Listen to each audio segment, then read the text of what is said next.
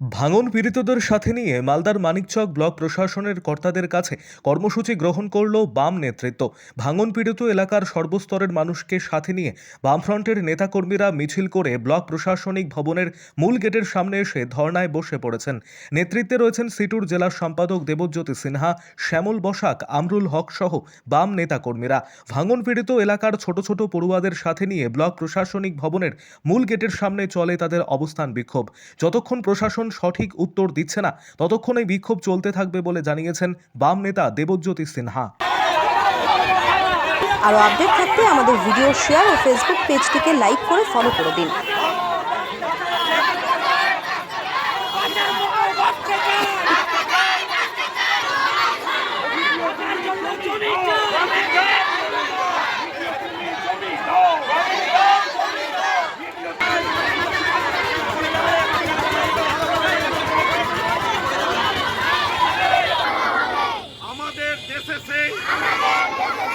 বিয়ে হবে কবে, কথাই না বড় হয়ে কাজে বড় হবে। বিডিও সাহেব যদি কাজে বড় হতেন, মুখ্যমন্ত্রী যদি কাজের হতেন, তোমাদেরকে জমি দিত। ভুক্ত জমির ব্যাপার না। দাবি পত্রটা কই বের করো না, বের করে কলমটা ফাঁক দাও তো। না কপি নম্বর কত দাঁড়া দাঁড়া পড়া নাই বলা।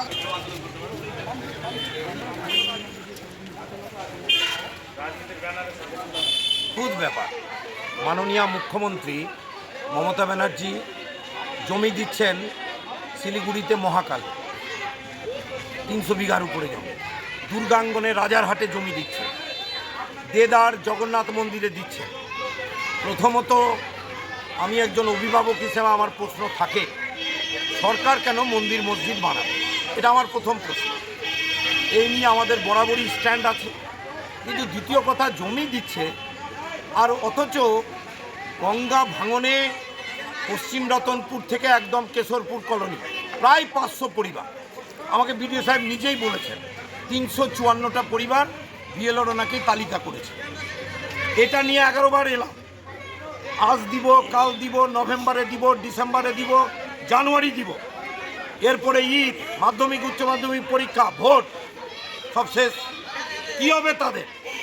যখন লাল ঝান্ডা ছিল তখন এই মানুষগুলোকে কেশরপুর কলোনি তৈরি করেছে, কালুটনটোলা কলোনি তৈরি করেছে, যত মালদাই কলোনি দেখবেন সব বামফ্রন্ট সরকার তৈরি করেছে।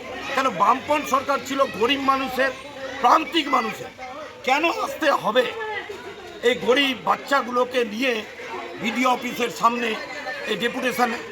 পাড়ায় সমাধান হলো।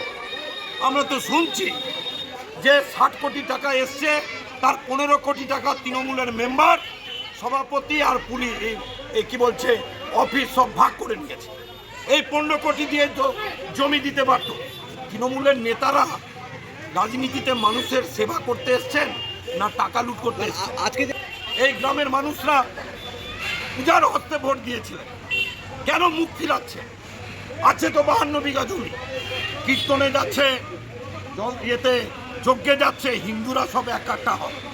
আর আমাকে 50 টাকা সরষা তেল নরেন্দ্র মোদী দেশের প্রধানমন্ত্রী করে দিত, আর আবু কালাম আজাদ মুসলিম মানুষ আছে, ও 200 টাকা সরষা তেল কিনবে, তা তো করবে না। এত ইচ্ছা আছে বিজেপি নেতাদের, 52 বিঘা জমি আছে সিআইএসএফে, সেন্ট্রাল গভর্নমেন্টে, নরেন্দ্র মোদী যার তত্ত্বাবধায়ক। তাহলে এতই ইচ্ছা হচ্ছে, দরদ হচ্ছে, তাহলে তাদেরকে ওখানে পাট্টা দিত। যদি না দেয় আমরা বসাবো। আমাদের পূর্বসূরীরা সুবোধ চৌধুরীর জমিতে বসিয়েছে, বাগান হোক আর নানান জায়গায় কলোনি হোক, জমির দাবিতে এসছে আর গঙ্গা ভাঙন রোধের দাবিতে এসছে। এই তো দুটো কথা, এ কথা নয়। যদি আমরা এখানে কোনো সদিচ্ছামূলক প্রতিশ্রুতি না পাই, আমরা আজকে প্রস্তুতি নিয়েছি, তারাও এসেছেন, আমরা সারা রাত বসে থাকবো। আজকে যেটা দেখা গেল, বাচ্চার হাতে কাস্তে হাতুড়ি ঝান্ডা নাই, দেখাতে পারবেন না। তার বাবা মারা ধরেছেন।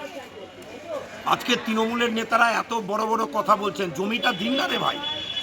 জমি দিলে তো রাস্তায় নামতে হয় না। সিপিআইএম নামে, গরিব মানুষের জন্য নামে, এই ব্লক থেকে হাজার হাজার মানুষকে পাট্টা দিয়েছে সিপিএম।